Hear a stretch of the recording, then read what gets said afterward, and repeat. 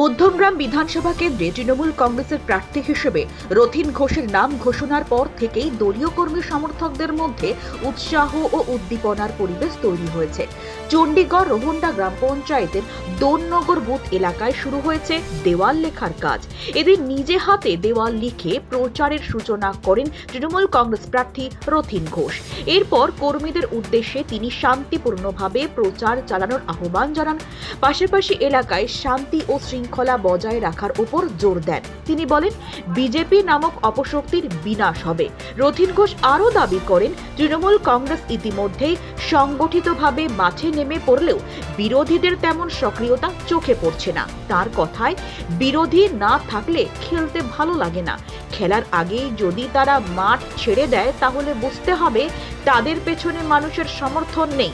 রাজ্যের উন্নয়নের প্রসঙ্গ টেনে তিনি বলেন, মমতা বন্দ্যোপাধ্যায় ও অভিষেক বন্দ্যোপাধ্যায়ের নেতৃত্বে গ্রাম বাংলায় ব্যাপক উন্নয়ন হয়েছে।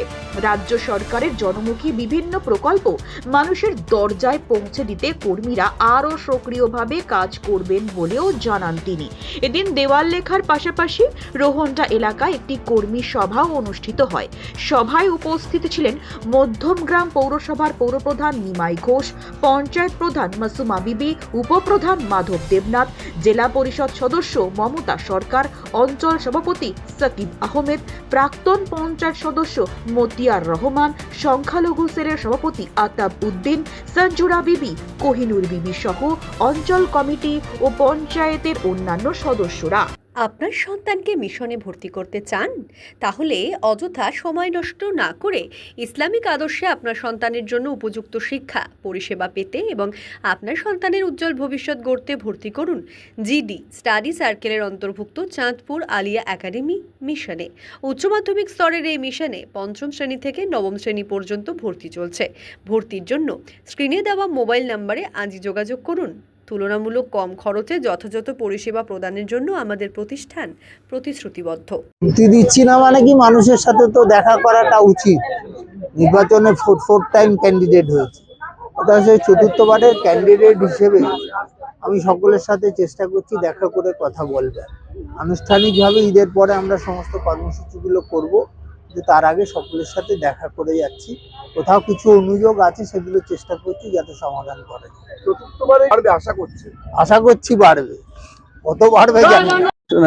মাননীয় মুখ্যমন্ত্রী মমতা ব্যানার্জি চতুর্থবারের জন্য রথীন ঘোষ মহাশয়কে এই যে মধ্যগ্রাম বিধানসভায় নিযুক্ত করেছে। মানুষের মধ্যে একটা আবেগ আছে যে রথীন ঘোষ মধ্যগ্রামের বিকল্প কেউ নেই। আমরা এই যে চণ্ডীগড় রোহন্ডা গ্রাম পঞ্চায়েতের 242 নম্বর বুথ থেকে সব কর্মীরা দেখতে পাচ্ছেন এখানে জড়ো হয়েছে। সবার মধ্যে একটা আবেগ আছে। এখান থেকে একটা বিপুল মার্জিনে আমরা রথীন ঘোষ মহাশয়কে বিপুল মার্জিনে ভোটে জিতিয়ে আবার মমতা ব্যানার্জিকে মধ্যগ্রাম বিধানসভা উপহার দেবো। এটা তো একটা মধ্যগ্রামের গর্ব যে এই যে প্রার্থী এই যে মাননীয় প্রাক্তন খাদ্যমন্ত্রী রথীন ঘোষ মহাশয় আমাদের 242 নম্বর বুথে এসে এই যে নিজে এই যে দেওয়াল লেখানোর কাজ এখানে সশরীরে এসে হাজির থেকে তদারকি করছে। আপনারা প্রচার শুরু করেছেন? প্রচার শুরু করা হয়েছে, দেয়াল চুনকাম করা হয়ে গেছে, দেয়াল লেখাও শুরু হয়ে গেছে।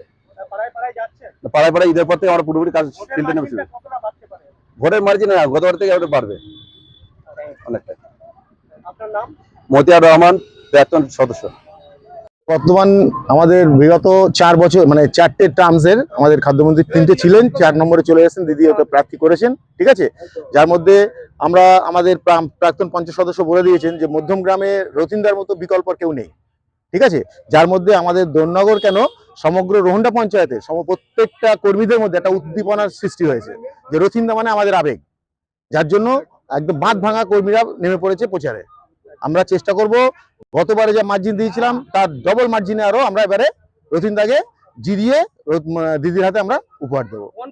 দেখেন, মমতা ব্যানার্জি যে সমস্ত প্রকল্পগুলো খুলেছেন, কোনো প্রকল্পকে আমরা ছোট করে দেখবো না। প্রত্যেকটা প্রকল্প মানুষের মধ্যে একটা সাড়া ফেলে দিয়েছে। অতএব এখানে কোন প্রকল্প আগে দেবো সেটাও আমরাও ভাবতে পারবো না, ঠিক আছে। রিসেন্ট যেটা করেছে মানে যুব সাথী, এটা তো একটা মারাত্মক একটা উপহার বলতে পারেন, বিশেষ করে যুবকদের কাছে।